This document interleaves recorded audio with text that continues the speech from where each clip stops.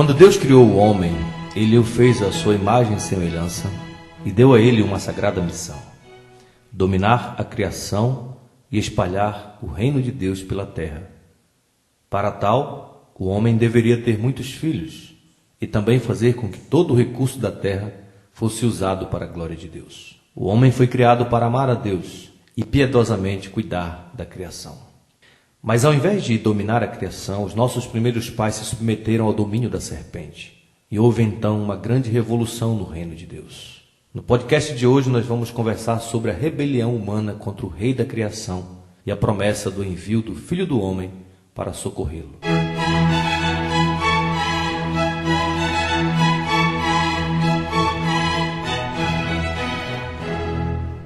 Lemos em Gênesis capítulo 3 que o homem se rebelou contra a lei do Criador e declarou a sua autonomia.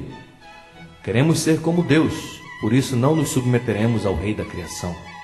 Ao pecar contra Deus, ele rejeitou o governo de Deus e ao rejeitá-lo passou a estar debaixo da tirania do pecado e do poder de Satanás. Em Efésios capítulo 2, Paulo descreve o homem caído como sendo escravo do diabo. O homem se tornou um escravo e, como vocês sabem, escravos não exercem domínio. Por isso, após a queda, o homem não pode mais cumprir o propósito para o qual foi criado.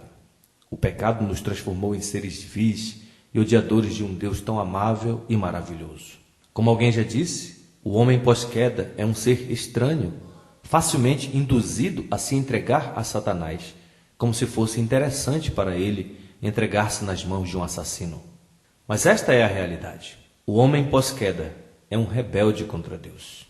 É verdade que ele ainda tem resquícios da imago Dei, por isso ele tem um forte impulso para tomar domínio.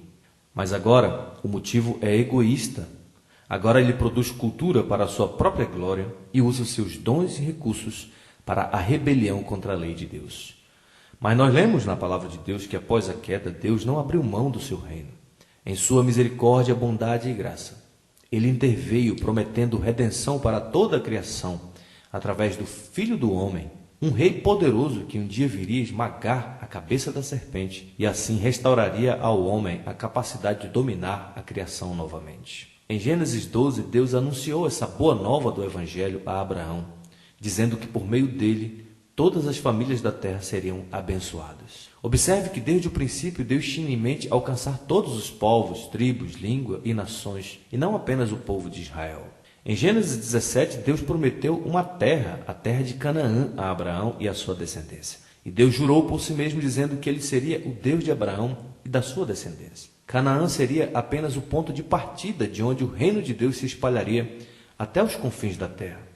Na verdade, Deus prometeu a Abraão muito mais do que a terra de Canaã. Paulo diz em Romanos capítulo 4 que ele prometeu a Abraão que Abraão seria herdeiro do mundo. Nós lemos também em Gênesis capítulo 22, versos 15 a 18, que Deus prometeu a Abraão que a sua descendência iria se multiplicar e dominar a terra, possuindo assim os portões dos seus inimigos. Possuir o portão naquela cultura significava conquistar o inimigo e tomar controle da sua cidade, do seu comércio e do seu governo civil.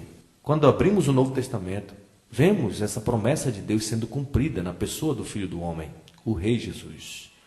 Mateus capítulo 1 o apresenta como sendo o filho de Davi e filho de Abraão que veio ao mundo para que se cumprisse o que fora dito pelos profetas. Sua missão era a inauguração do reino messiânico, a partir do qual a justiça e a paz se espalhariam até os confins da terra.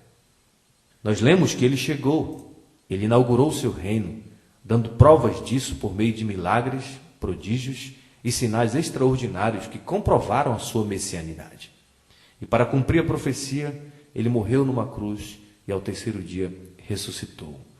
Por isso, depois de sua ressurreição, o autor de Hebreus diz que ele foi coroado de glória e de honra, e todas as coisas foram sujeitas debaixo dos seus pés, de modo que nada está fora do domínio do Filho do Homem. Isso quer dizer que o Pai entregou o governo do mundo em suas mãos, cumprindo assim a profecia de Daniel capítulo 7, verso 14, de que lhe foi dado domínio e glória e o reino para que os povos, nações e homens de todas as línguas o servissem. O seu domínio é domínio eterno, que não passará, e o seu reino jamais será destruído. Por isso, após sua ressurreição, ele chamou seus discípulos e lhes disse: Toda a autoridade me foi dada no céu e na terra. Ide, portanto, fazei discípulos de todas as nações, batizando-os em nome do Pai, e do Filho e do Espírito Santo, ensinando-os a guardar todas as coisas que vos tenho ordenado. E eis que estou convosco todos os dias, até a consumação do século. O reino foi inaugurado, e o plano inicial de Deus de salvar pessoas de todas as nações começou a ser cumprido, pois Jesus ordenou que a sua igreja vá pelo mundo inteiro, pregue o evangelho, discipule as nações e ensine-as a viver segundo a lei do reino. No livro de Apocalipse, João registra um vislumbre desse triunfo final do reino de Cristo ao ouvir o novo cântico entoado no céu depois da ascensão de Jesus. Digno és de tomar o livro e de abrir os selos, porque foste morto e com teu sangue compraste para Deus os que procedem de toda a tribo, língua, povo e nação. E para o nosso Deus os constituíste, reino e sacerdote, e reinarão sobre a terra. É aí que terminará a história do chamado de Deus a Abraão. Gente de toda a tribo, língua e nação, servindo ao Senhor como sacerdotes e reinando sobre a terra. No princípio criou Deus os céus e a terra, e depois ordenou que o homem dominasse a criação e espalhasse a sua glória pela terra. Mas o homem se rebelou. Agora, na nova criação, o Filho do homem foi totalmente obediente ao Pai. Por isso, ele recebeu do Pai todo o poder nos céus e na terra e ordenou aos seus discípulos que espalhem a sua glória a todas as famílias da terra. A grande comissão, portanto, é o Rei da criação dando uma nova ordem de domínio, só que agora para um mundo caído no pecado. Esta é a nossa missão, espalhar o reino de Cristo desde Jerusalém até os confins da terra, discipulando pessoas para a glória de Deus, para que os homens e suas instituições vivam debaixo do senhorio de Cristo, o Rei. Isso é um convite para a transformação de cada esfera da vida pela palavra de Deus, de tal maneira que se desenvolva na terra uma cultura piedosa que honre a Cristo e faça bem ao próximo. A Escritura nos convida a desmoronar as tolas imaginações dos homens e levar todo o pensamento cativo à obediência de Cristo. Obviamente, não faremos isso por nossa própria força, mas mediante a pregação da palavra, no poder do Espírito Santo.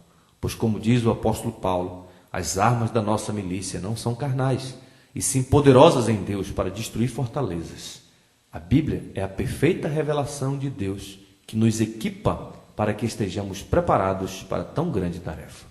E quando o Rei finalmente voltar, toda a terra se encherá do conhecimento da glória de Deus, como as águas cobrem o mar.